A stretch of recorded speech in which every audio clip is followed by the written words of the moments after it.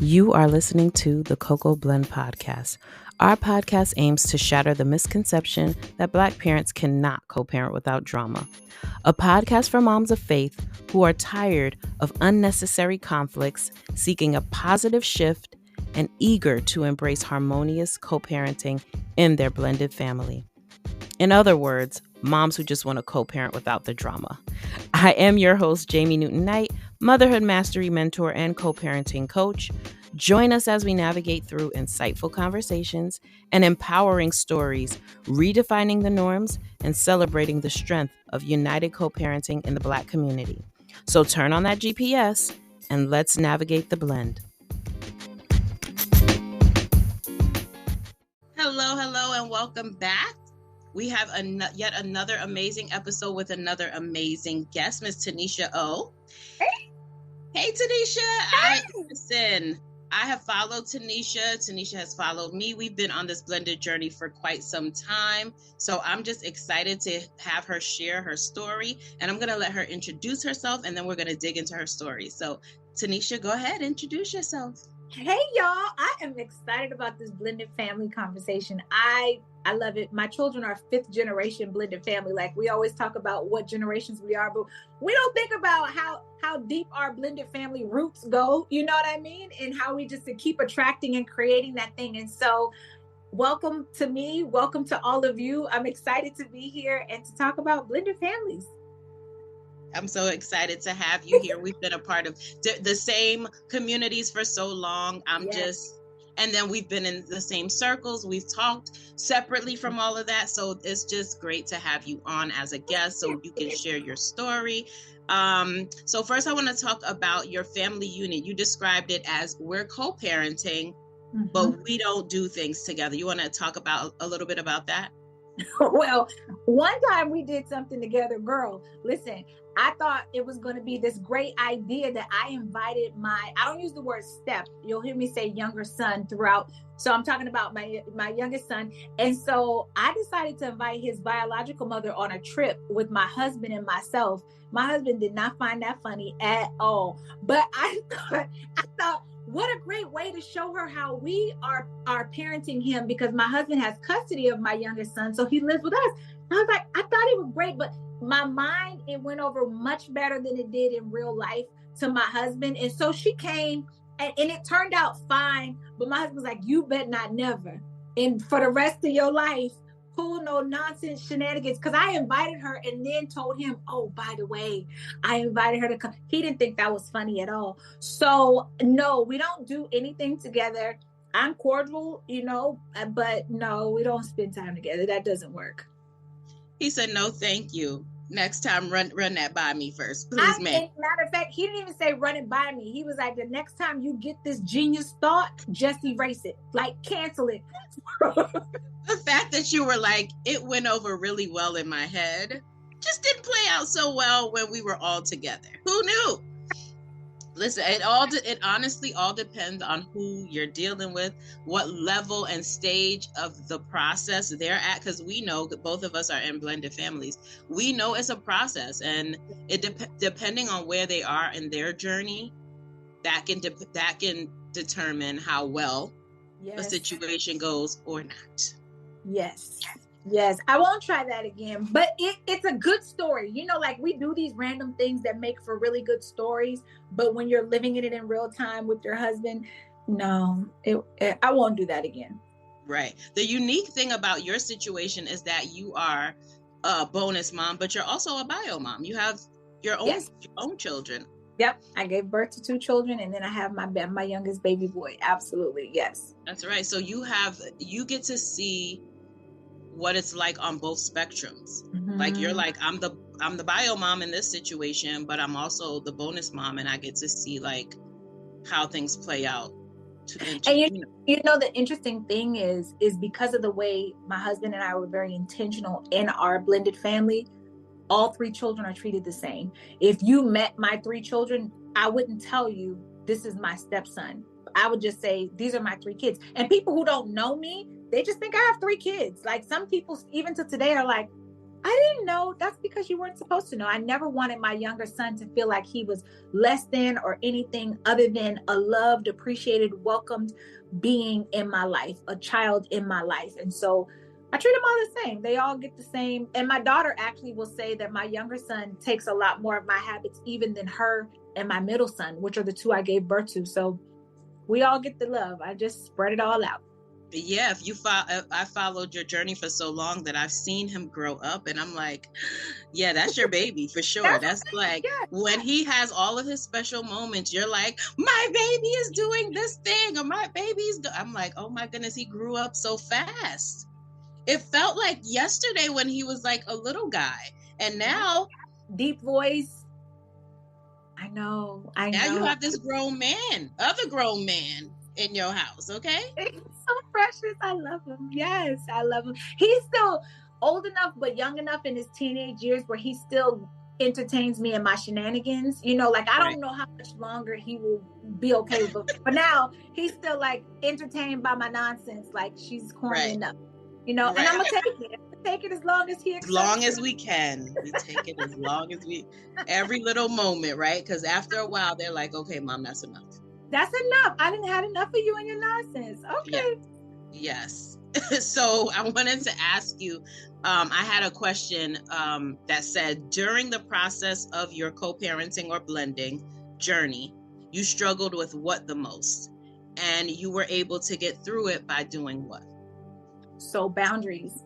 Boundaries was the thing that I struggled with the most, and I'll elaborate in a minute. And I got through it by forgiving myself and looking at myself to recognize that no woman gives birth to a child with the expectation that she's going to have to share this child with another woman, right? Like you understand that things may not work out between you and the father, maybe because that's just how life goes, but you never think that you're going to have to knock on another woman's door in order to see your child. You never think that you're going to have to call or text a woman to say, hey, can I see so-and-so this weekend? And that's her story. So for her, boundaries had to become very clear. For me, understanding the boundaries of like, this woman is struggling with the fact that she doesn't have custody of her child anymore. And that's just not easy. And also setting up very clear boundaries and perimeters within my household to let her know like, this is my house and this is how it works, right? And since you haven't quite recognized that my man ain't your man, he never was your man, y'all weren't even boyfriend and girlfriend,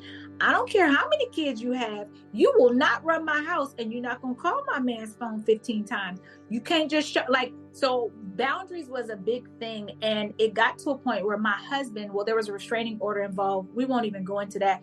But I became the point of contact. And once the restraining order was over, my husband was so happy with the peace that he had over the past year. He just left it in place up until today. Like till today, I am still the point of contact. Do not text his phone because he's not going to answer you.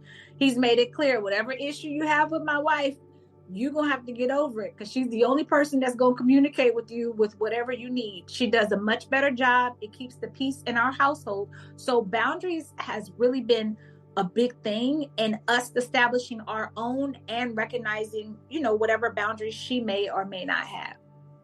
Yeah, that's really good. The way you worded it to me was like boundaries, and you no longer judged her for being who you thought she should be. I thought that was so profound. And I was like, I wonder if the fact that you are a bio mom too allowed you to have that type of grace, because I don't know that everybody would have that type of grace, especially when it's somebody that's continuing to jump on the boundaries. This is a boundary, they jump over the line. They see it again in red and they go around the corner. Like, yes, I really, it was because of my own forgiveness journey, the work that I have done for myself, not for her, for myself as a mother and in my relationship with women, right? Because a lot of times anytime you hear a woman say, I don't get along with women, that just tells me you don't like yourself, period. But that's probably for a different talk show. But the truth is, you're a woman, and when you say I don't like women, that just means you don't like yourself because you're a woman. I love women. I love people. I love myself. And so I really had to forgive her because what society and what my mind told me she was supposed to be doing for her child, nurturing, taking care of him, providing for him, she wasn't doing any of that. It was all left up to me, like she bring over a bag of Doritos and like that wasn't okay to me, right? But that became my responsibility. But when I finally said, listen, she's doing her best, even though her best is crushing and just tearing her son up, I'm going to just stay in my lane and keep doing what I'm supposed to do to provide, to nurture, and be who I need to be for him, and stop judging her for what she is or isn't doing. And I've done a great job of coaching the two of them. I've done my very best. Maybe it wasn't a great job. It might have been really crappy, honestly, Jamie. But in my brain, I did a great job of trying to bring her and her son together regularly to communicate, to coach the two of them together to help restore, because I know that if he doesn't heal that those mommy issues play into something else in adulthood and in his manhood. And so I've done the best that I knew how, but it really started with me forgiving myself first and just releasing my attachment and my judgment of her. And it's constant. Please don't make it seem like I've arrived. I have not. I probably every other day find myself like, okay, all right. And not literally every other day, but when things come up, when situations arise, and the excuses come as to why she can't fill in the blank, whatever that is, then I just keep bringing myself back to, all right, okay. Yeah, God placed you in his life for a reason, like to stand in the gap, not only for communication purposes, but just to be that support when, she's unable to be. And the fact that you can do it. And like you said, I know that it's not always easy, and I know that it may not always be graceful, but you're doing it. You're there, you're doing it. And he may still have those issues in regards to his mom, but you're like, I want him to be the best man that he can be. Let's step out of ourselves, our own desires, our own feelings, because we can get our own feelings in it. And I'm focusing on this young man and who he's going to become. It's so good, Jamie, because if you really think about it, it's one thing when we're giving, doing, being a certain way, and there's a level of appreciation for it. It's a completely different thing when you're giving, doing, and being, and you have a child who probably in the back of his mind is like, look, I didn't ask you to do this anyway, because he's a child and he hasn't even come to recognize what he's missing out on if I wasn't there, right? And then you have the woman who doesn't appreciate anything you're doing because she's like, I didn't ask you to do it. And if it doesn't get done, oh, well, and so you give so much and you're like, my God, and you're not appreciated. And, what do you do in that time? You just do the right thing. Right. You stay consistent. And that's why it's so important for me to know who I am so that I remain who I'm supposed to be, regardless of what's happening. Because, child, I would have gave up a long time ago. I would have been like, listen, y'all could figure this thing out. I'm good. I'm going to work on these two other grown folks, because my biological children are 28 and 27. They grown. You know what I mean? And I'm still going to PTA meetings. Come on now. Let's, I could be doing something else right now. But that's not how God had it. And so I love having him be a part of my life. But really getting to my own stuff, that was the biggest part. I know that was the key to the success in a blended family, just accepting people for exactly how they are and who they are. Yeah. Do you think that the fact that do you feel like this blended situation, your co-parenting situation, led you on the journey to forgiveness? Because you have this whole movement. Yeah, no. Do you feel like that led you on that, or do you feel like I knew I had to do that anyway? Yeah, this just jumped along for the ride. It did just jump along for the ride. Honestly, just like I said before, the blended family piece, because my children are 5th generation blended family, it felt a lot more natural because I was in a blended family. I guess the difference is my mother was not a stepmother. So I didn't grow up in a blended family to the degree that my mother married a man who already had kids and I had step brothers and sisters. I didn't have that. My mother, it was always I had a stepfather. Those men never had children, and my mother had children, but these were my brother and sisters. You know what I mean? So I didn't grow up in somebody else has a different mom and dad than me, and I have a different mom and dad, and we rotate weekends. That wasn't familiar to me. So no, my journey for the forgiveness work that I do, it does stem from motherhood, but not stepmotherhood. It was because of my mother's not being truthful with me about who my father was, right? And so it led me to this forgiveness journey. Now, while on that journey in healing my motherhood wounds and things of that nature, stepmotherhood definitely came in to play. And so it helped, but it just joined on, child. It didn't even start with her. She was just lucky that it happened at the time. Because if I wasn't on that journey of forgiveness and healing, honestly, I don't know that you and I would be having this conversation the same way. Probably not. I ain't gonna hold you. Probably not. Probably not. What's one thing you feel like you learned on this journey? Like the major thing you learned on the journey of co-parenting and blended families? That my way is not the only way. That was like, because I was a teenage mother, a single teenage mother with my older two children, their dad, they have the same dad, but their dad wasn't helpful. Entering into a blended family was quite an adjustment, because in my world, I was the voice. I wasn't the mom and the dad because they had a dad, but I was the authoritarian who made all parental decisions. And so to get married, and now I'm entering into something where there is another human being, which happened to be my husband, and there's a third party human being who wants to run the show, and you don't even pay bills. Like, you don't, how did you even earn a vote? You know, like my brain, Jamie, I ain't gonna lie, my brain couldn't understand, like, who's talking to you? This child is on my medical insurance, you know? Like my brain, and I know some folks. Put your hand down. You don't get a vote. Put your hand down. Girl, all you did was carry the child for 9 months. Sit down. You're only bringing Doritos to this house. You're not even in real life. Like real life.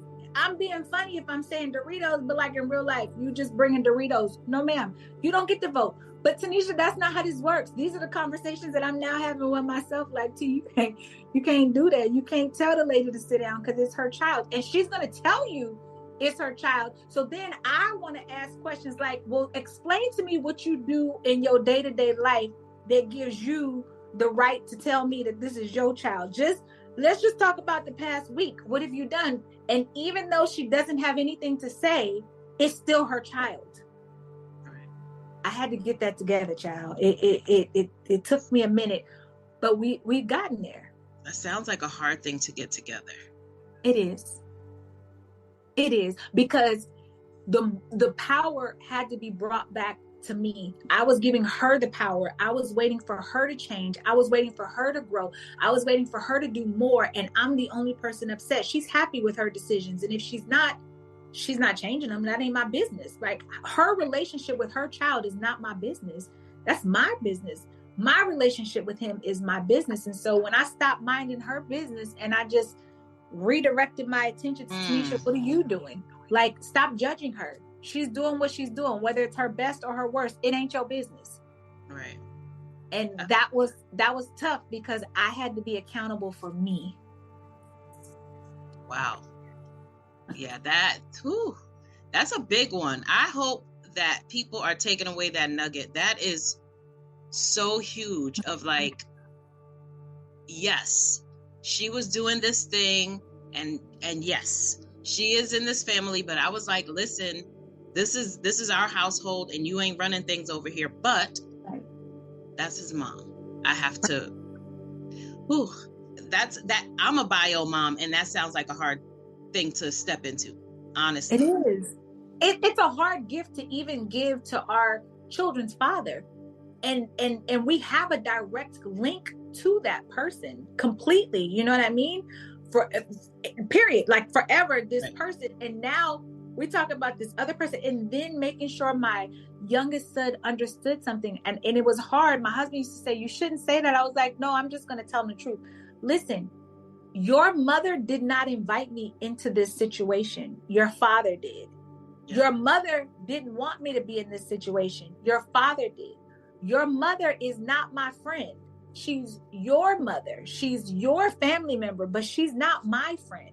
and she's not your father's friend just because she's your mother. And that's a hard thing, because in a child's mind, they're trying to figure out, like, how come people aren't being friendly? Why aren't they friends? And I'm not going to pretend. My husband's definitely not going to pretend. We're not even going to hold you and act like we're skipping through the park. We didn't like that. We were absent. If God was passing that out, we were absent on that day.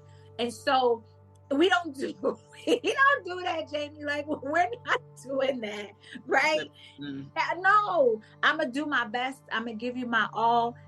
However, know that we're not friends. So if we don't seem friendly, that's why. Our responsibility is to you. My job is to love you. You were the package deal.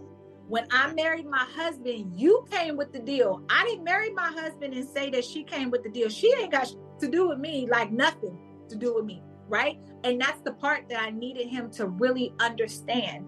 My children's father was not part of the package deal when I married my husband. My children were. My mama wasn't even part of the package deal. You know what I'm saying? Like, she's just extra, and I love my mama. But we have to separate those two. But too often in blended families, the expectation of a man or a woman is that you're supposed to take the mama and how, no. And I know that my things work, Jamie, because my husband was very firm on the boundaries. He was very clear. This is my wife, period. End of story. This is our household, and this is how things are going to go. He never asked, how do you feel about it? He didn't care. This is how it's going to work when it comes to my house. Right. My wife handles these things in our household, and part of what she handles is the communication with you. Communication with my youngest son's mother has always been my responsibility, especially since the restraining order. It never changed. Right. We can't. I feel like it wasn't like, oh, I just never wanted to deal with her. I feel like you tried and you attempted to have that space of like, let's figure this out as adults for this child. And you were just met with a lot of resistance to the point where it was like, okay, girl, I tried. And I didn't try a little bit. I tried a lot. And you just keep throwing monkey wrenches in this thing. So let's just handle it this way. So for years, and she would agree. If she was here right now, she wouldn't even disagree with you or me. She wouldn't be like, girl, no, I didn't. No, she would say yes. I have so many text messages from her where she's like, just thank you. Thank you for the grace. Like my younger son always told her, listen, it's not mom. He calls me mom. He calls her mommy. He always says, it's not mom who says no. That's dad. You should thank mom. Because if it wasn't for her, the answer would always be no. My husband's no is strong. Child, he gonna say no before you finish with whatever no. Can she, I didn't even finish. It doesn't matter. Like he's very firm in where he is. He's consistent. And it's always been me because I am a bio mom. I understand a mother's love. I understand how heartbreak can cause you to make some really dysfunctional decisions that you will regret later. I understand all those things. And so I kept coming with grace because that's the same grace that I want. I want to receive grace when I'm hurt and I'm heartbroken and I'm not making very responsible decisions, right? But in my mind, it seems good. And she's told me that she makes these decisions because everybody tells her that's what she should do, even though she knows that's not what she should do. I understand it. I really do. And also, I'm tired. So I put in my letter of resignation and told her, moving forward, whatever you got going on with your son, I'm not helping y'all no more. Y'all are on your own. I have given years of tools and things to support you and to support both of you all. What you all get to do with that moving forward is up to you. And so I stepped back. And now that I've stepped back, things have gotten further apart. But they'll work it out. They'll work it out. I'm at peace. I hear that. So we talked about your story in bits and pieces. Share your story, and it's in like how you met and how it all started. And I'm gonna mute myself so you could just share your story and how I met my husband. How you met, the whole blend of how it all came to be, all of that. Oh yeah, okay, cool. And how you got to the space of where you are now. Okay. So I met my husband. We were working together. I don't know what year it was, but it was a long time ago. I'll just say that, right? It's been 15 or 16 years we've been together now. But we met at work, and he had this sweet little boy. And I'm gonna tell you something. I had decided every year my children got older, if I met somebody with kids, the age of that child got older. By the time I met my husband, I was at 10. Because my children were in middle school, so their children needed to be 10. I didn't feel like dealing with no little toddlers. Who's changing diapers? I'm not. Get somebody else to do it, right? And so I had this whole thing. So I meet this guy at work. We were both in real estate at the time. And he and I began dating, and he has this little son, cute little kid. He was in his terrible too, so you know how he was acting, cutting a fool. But cute little boy.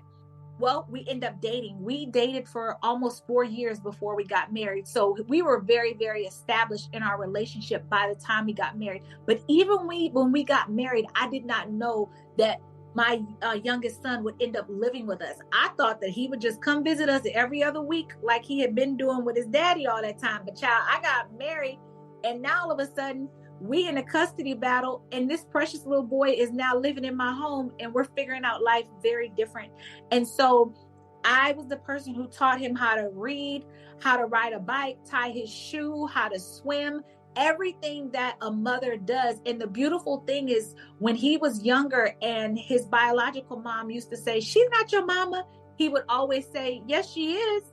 She taught me how to ride my bike and read, because these are the things that his friends at school were talking about their moms did with them." And so when he was able to compare what kids were saying their moms were doing, he was like, "This is the woman who's doing those things." I always wrote him a love note every day in his lunch pail to talk about how great he was. Like, these were the things that I was doing. And he had enough presence of mind to know she is my mom. And even when we were out, I remember one time when my son played college, he played college basketball, but high school basketball, some woman was like, "Oh, those are her 2 kids. And that one, that's her stepson." And the way I gave that lady the business, I was like, "Don't you ever treat my children differently. I didn't introduce him to you as my stepson. Therefore, you do not tell anybody that's my stepson. That's my child." And from that day, he got to see firsthand, oh, we stick up for each other. That's how we do, right? And so that became a thing. And so we just kept navigating together, of course, attending all the things, just blending. And because of the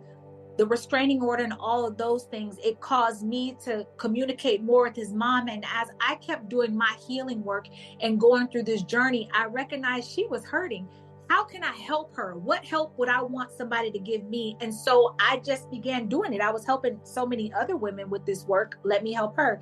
When I wrote my first book, Empowered Stepmother, she wrote the foreword to it, thanking me for what I had done in her life. And although her actions don't show the true appreciation, she's actually very grateful. And I know that she's doing her best that she knows how with showing her appreciation. Luckily, my confidence is not built on what she does. It's my responsibility to be confident. And so in this blended family journey, the number one thing that I've learned is my accountability. And so I've just been accountable and just loving the journey, and we just keep going from there. And that's really our story. I love that, Tuniscia. I love how you're like, I can't be responsible for anybody else. I can only be responsible for me. That's how I react, how I engage, all of it, how I heal, all of it, all of that's my responsibility. I'm not going to let your thoughts, your opinions, your feelings, how you think you want this thing to go determine the outcome, because I love that. I think that that's something that all people in blended families have to drill into themselves. It's like, sometimes it don't look nice. Sometimes it doesn't feel great.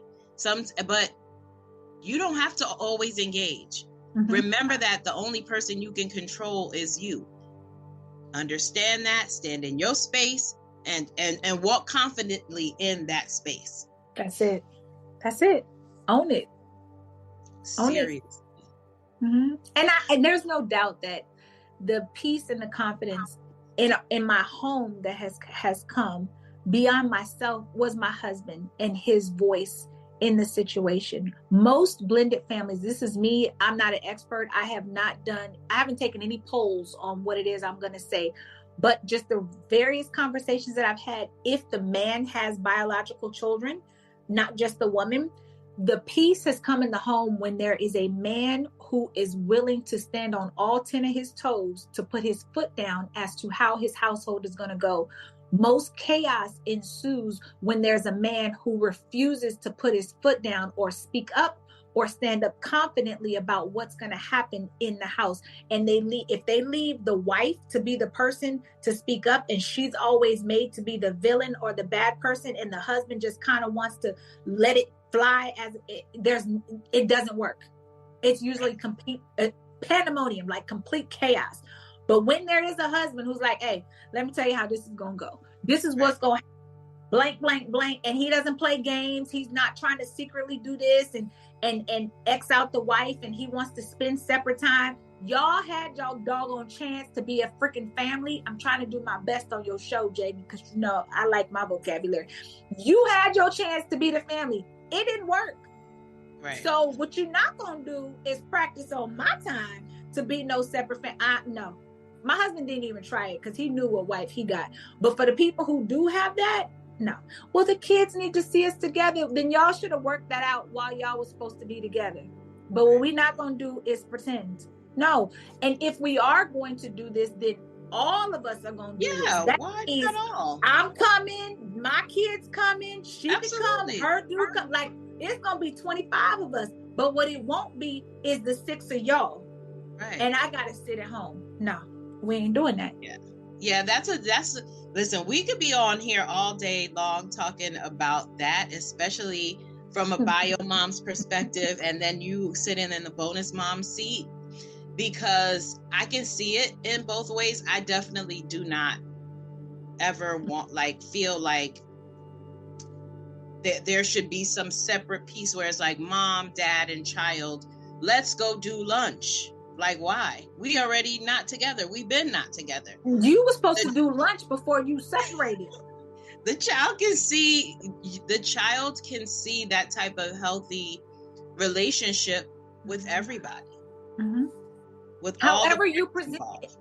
That's the thing. Like, we don't have to pretend. And when I hear people with these pretenses, that just tells me you pretend on so many other levels. Like, I can identify a whole bunch of other levels where you like to act like things are good when they're not. Kids do better with just truth. Just give them the truth. Absolutely. They'll work it out. Absolutely. Just tell them the truth. I agree. Like, this resonates with me for sure as a mom, a bio mom, because I was in the space of like trying to communicate with my ex, and it was just not working well. So the bonus mom was on her end. At the time, she was just his girlfriend. So she's like on her end thinking that I'm trying to act like or be a certain way. And I'm thinking on my end, like, oh, she's so bossy and she's always trying to like overstep. Like, I'm his mom. What is she doing? Mm-hmm. Girl, when I finally spoke to her, I was like, listen, from now on, I will call you. We will set up weekends. This is how this is going to go. Because it was so much less chaotic. Just like you said, if a man is not standing on all 10 toes, saying this is how it's going to be, it's chaos. Because on one side, this side of his family is thinking, oh, she's just trying to get back. And on this side, it's like, why is he not doing whatever? Why is she doing it all? Like, why she keep overstepping? So when we spoke, it was like the clouds came up. I was like, girl, listen, from now on weekends, we're going to communicate. That's it. And it was because you were open to that, right? It's difficult when you have a woman who still wants to be with a man. And if you were the person, if that was your ex and you hadn't gotten over him, you know what I mean? And you felt like, oh, she's still in the life that I dreamed of. Then you're not as open, like, listen, just take the kids. Because at this point, I need a break. You know what I mean? Like, I want to enjoy my Friday night too. Like, that's the maturity and the healed version of you. Not just maturity, it's both. Our maturity, growth, and the healed version of you allowed you to show up in such a a transparent space of like, child, I don't want your man, you good. I just want to figure out who gonna take the kids, who picking them up, who picking them up, and on what day. It did look very chaotic in the beginning, and it was because of how our relationship ended, but it was a lot of like miscommunication and like the constant promising of I'm picking him up on this day, and then I'm the one who's having to explain why you're not getting picked up on this day. And then, you know, as the mom, you feel like, oh, the girlfriend has something to do with that. And then on her end, she's like, oh, well, I thought your son was coming. Oh, she's preventing you from seeing it. Like, it's a whole thing. It's a whole. And there's only one person in the middle, the man. Right. Imagine. So I can't say that I was truly healed or mature in the space that we were when we were originally going through it, but I knew one thing for sure. I never wanted my son to feel like he had to pick a side or like he had to feel pulled in two different directions. I wanted him to be able to go over there and feel like when he would come home, he would be very like, you know, closed mouth. And I'm like, how did it go? And he's like, it went okay. And I'm like, we had to talk. He was really young. I'm like, if you had a good time, it's okay to say you had a good time. And then when I opened that up for him, he was like, he would come home and we had so much fun. We went to the so-and-so and we did this and we did. But when they think that their bio mom or their mom is like uncomfortable, they're not going to tell you how much fun they had. They're not going to tell you they like the girl. They're not going to tell you none of that stuff. They're going to like make their mom feel validated pretty much. Correct. And that's too much of a responsibility for a child to be validating you. Put your little feelings aside, grown women panties on, and you validate that child and that's what I never wanted. So I was like, I know how and that's still a level of healing though, Jamie. You had the presence of mind to know that. Yeah. Maybe you had stuff to work on, but child, I'm gonna give you some kudos. If I had some clappers, I'd be clapping, and you still should pat yourself. Oh, that's right. Where's your clappers? Girl, they somewhere. They in there. You know I love my clappers. Like, I still think that you should give yourself a level of credit for that. Right? I think that my daughter's here with the dog. I think the dog is here. So I'm surprised my dog is not jumping off. Listen, children and pets, this is real life, okay? Girl, real life. Because I heard that. You see him? My daughter just came in with the, and he's so cute. If I could get him to slow down, you hear right? Him? No, when they first see you, they're super anxious. He is. That you probably hear him. He's like, just pick me up. Like, what are you doing? I can't even not focusing on me. He's too busy running in circles. I wish I could. Come here, Coco. Okay, child. Okay. Just pick me up. Why are you not paying attention to me? What is wrong with this lady He's today? still running in circles. You don't hear. Y'all probably can't hear the. Anyway, we back. You probably edit that part, or you just know that's part of life. That's part of life. That's part of life. I was surprised my dog did not jump around. He's actually laying down. He must be taking a nap, which is amazing because he does that. What's the dog's name? Coco. Coco. Mm-hmm. He does what Coco does all the time. I love him. I love him too much. But I'm celebrating you a lot. Like, and I hope that this conversation just leads to people recognizing that we can't control what people will or won't do. Only what we decide, right? Like, we decide our piece. We decide how we're going to be accepted based on how we accept ourselves. Amen. We decide. I decide. So what's your one tip that you want to leave everyone with? Is that the one tip? Or do you have another one? You always dropping gems, so. Thank you for that. I would say forgive yourself. Forgive yourself for your unmet expectations. Forgive yourself for the expectations that you had on others. Forgive yourself for what you expected people to do that you weren't willing to do for yourself. Forgive yourself for not speaking up. Forgive yourself for staying too long in situations. Just discover where your unhealed parts of you when it comes to self-forgiveness in your blended family are, and allow that healing to lead the way to the next place that you want to be in. That's a word, because let me tell you something. Forgiveness is already hard, right? Yeah. You have to try to forgive people. Forgiving yourself, girl, That's a whole nother level of difficulty. It's like, I can forgive you, but I cannot, like, you can say, I'll forgive myself. But unless you really start doing that work that you're working with women to Tuniscia, like, it is, and I'm sure you see it with the people that you work with, it can be the most challenging thing It is. that you encounter. Like I said, it's easy to forgive somebody else. It's so much harder when you sit with those raw pieces. That you're forgiving someone else.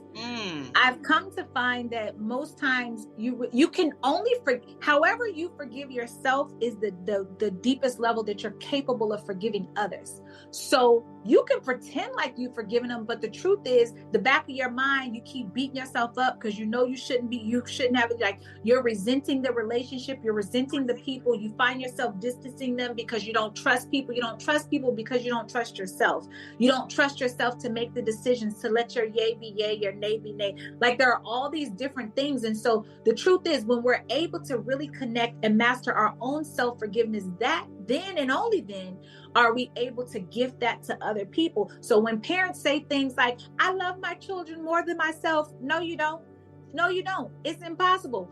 You are loving them to the depth that you love yourself. And because of your lack of love for yourself is where you have this conditional love for your children. I love them as long as they're doing what I want them to do. And when they don't, I'm going to take that love away. I'm not going to give it so much. Like, we could really go into this, but the key and core is love yourself, forgive yourself first, and every other relationship will blossom so beautifully because you've put yourself first. And so then the grace comes because you understand the grace that you need. You're actually willing to give it a little bit freely to others. Wow. What a powerful way to end our conversation, to end this story. Tuniscia, thank you so much for being a guest. I am so grateful and appreciative. Please share with everyone how they can find you on social media. Yes. And what you have going on right now.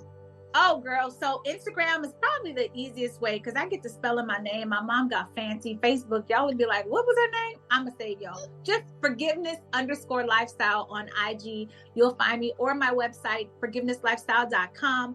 I just published 35 books in 9 months. You might see a little library if you all are on video. Thank you. They're all on forgiveness, all aspects. And actually 4 of those are on blended family conversations. So grab a book, join one of the Forgiveness Lifestyle tour stops. I'm excited to see you. Thank you. That is so beautiful. Thank you, Tuniscia. I'm going to have you in the Blended Black Family Reads group, put in one of your books or 2 or 3. Hey. You said 3 blended family books in there 4, for one of the months. 4. And you just go hard at telling these people how to get it done. I will be reaching back out to you again, okay? Absolutely. You know where to find me, girl. You know where to find me. Thank you so much again for being a guest. Everyone, look out for Tuniscia online. She told you where to find her. Thank you for tuning in. See you next time. See y'all. Are you ready to retreat? Then get those passports ready. If you're a mom who's just completely overwhelmed from wearing all the hats, doing all the things, and being everything to everyone, then this is the retreat for you. Now's the time to release the supermom syndrome and practice some guiltless self-care. Join us Mother's Day weekend, May 10th through the 13th, for the Motherhood Mastery Rest Retreat. Go to thecocoblend.com/momsretreat for more details. Wow. Oh my goodness. Did you guys really love that episode from Tuniscia O? I hope you enjoyed that episode as much as I did, but I definitely cannot say goodbye without praying first. So Father God, thank you so much for my guest, Tuniscia O. I just want to spread an abundance of love all over her and her family. I know that they have done a great job at setting boundaries for their blended family, and I ask that you just continue to impart healing along this journey, God, because we all need it, but not only healing, to continue to give grace for all of the people involved, to give each other grace. I ask that you do this in your son's mighty name. Amen. Amen.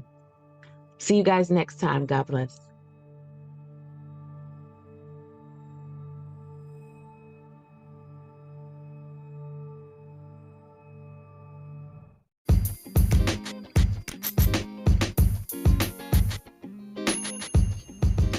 Thank you for listening to the Cocoa Blend Podcast. See you next time.